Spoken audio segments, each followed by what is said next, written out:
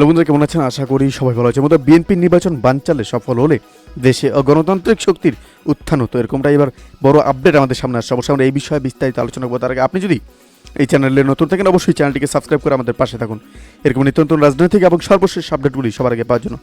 বন্ধুরা, বিএনপির নির্বাচন বানচালে সফল হলে দেশে গণতান্ত্রিক শক্তির উত্থান হতো বলে মন্তব্য করেছেন তথ্য ও সম্প্রচার প্রতিমন্ত্রী অধ্যাপক মোহাম্মদ আলী আরাফাত।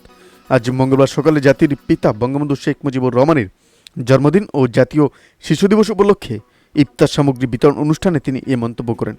এ সময় প্রতিমন্ত্রী বলেন, বিএনপি 7 জানুয়ারি নির্বাচন বানচাল করতে চেয়েছিল।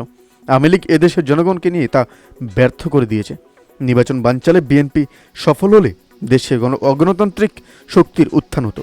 বিএনপির উদ্দেশ্যে তিনি বলেন, বিদেশি প্রভুদের তোষণ, অগ্নিসন্ত্রাস করে মানুষ পুড়িয়ে মারা এবং নির্বাচন বানচালের সংবিধান বিরোধী অপরাধ শ্রেণীতি ছেড়ে শুদ্ধ রাজনীতি চর্চায় ফিরে আসুন। গণতন্ত্রের প্রতি শ্রদ্ধাশীল হন এবং নির্বাচনী প্রক্রিয়ায় রাজনীতি করুন।